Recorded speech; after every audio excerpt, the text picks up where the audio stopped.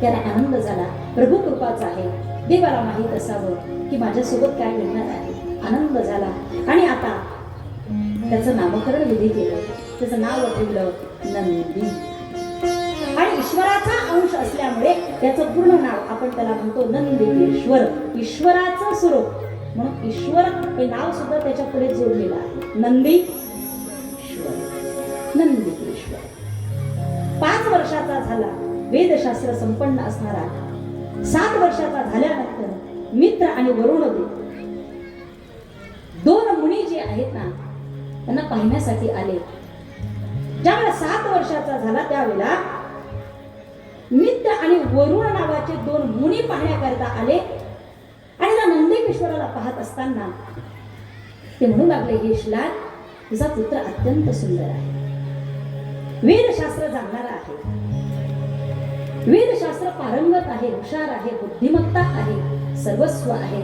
पण हे राजा ऐक, याला आयुष्य मर्यादा मात्र कमी आहे. याला आयुष्य कसं आहे, कमी आहे.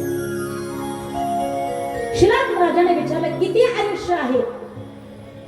म्हणे आता जर पाहिलं तर याचा आयुष्य फक्त 1 वर्षभरच आहे. इथून पुढे 1 वर्षापर्यंत फक्त हाच होते.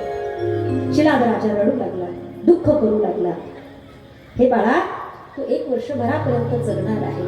त्यानं सांगितलं, बाबा चिंता करू नका, तारण हरण करणारा परमात्मा जो आहे, ज्याने मला जन्माला घातलं तो मला तारेल ना, चिंता करू नका. त्यानं भगवान शिवांची तपश्चर्या करायला सुरुवात केली. तपश्चर्याला सुरुवात करत असताना प्रथमतः वडिलांना विचारलं, बाबा मी तपश्चर्या करतो आहे, कारण साधना करत असताना पहिल्यांदा विचारावं, अनुमती घ्यावी आणि मग साधना करावी. एखाद्या वेळेला बायका काय करतात, देवाला नवस करत असताना त्यांच्या त्याच नवस करतात, त्याच्या मनानेच. शास्त्रवचन आपल्याला हे सांगतं, आपल्याला जर पती असेल तर पतीला विचारलं पाहिजे, मी नवस करते आहे, या नवसामध्ये तुम्हीही सहभागी आहात ना. म्हणजे पतीला विचारल्याशिवाय नवस सुद्धा करू नये, अशी आपल्या शास्त्रामध्ये एक सुंदर गोष्ट सगळ्यांना सांगितली. शास्त्र सांगतं आपल्या मनाने नवस करायचं नाही, नवऱ्याला विचारायचं. पती जर गेलेला असेल किंवा माणसाला जरी नवस करायचा असेल तर पहिल्यांदा कुणाला विचारायचं, बायकोला विचारायचं, तिची अनुमती घ्यायची, हातामध्ये पाणी घ्यायचं, संकल्प सोडायचा आणि मग तो नवस करायचा, मग तो नवस करायचा. इथे मात्र नंदीकेश्वराने काय केलं की त्याची आज्ञा घेतली, बाबा मी तपश्चर्या करण्याकरता जातो आहे, आज्ञा घेतली.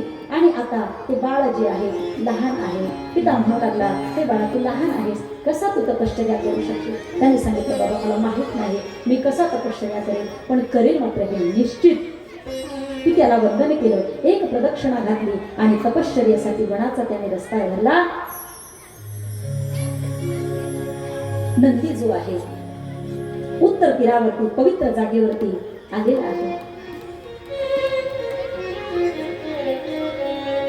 बसला.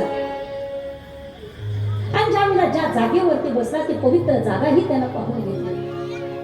ही जागा मला योग्य आहे का? जागेवरती स्थित झाला, डोळे बंद केले आणि भगवान शंकरांचे 3 नेत्र, 10 भुजा आणि 5 मुख त्यानं शांत स्वरूपात एकाग्रतेने रुद्रमंत्राचा जप करायला सुरुवात केली. भगवंताचं जे स्वरूप आहे ना, ज्याची पूजा करतो आहे ना, त्याचं स्वरूप डोळ्यासमोर आणलं पाहिजे. ज्याचं तुम्ही मंत्र गाताय त्याला काय करायचं, डोळ्यासमोर आणायचं. लोक म्हणतात डोळे बंद केले की जे आपल्याला उघडे असताना जे काही दिसत नाही ना ते बंद केल्यानंतर सगळं दिसतं. मग शेतात काय चाललं हे दिसतं, दुकानात काय चाललं हे दिसतं, सगळं दिसतं, घरी काय चाललं हे दिसतं.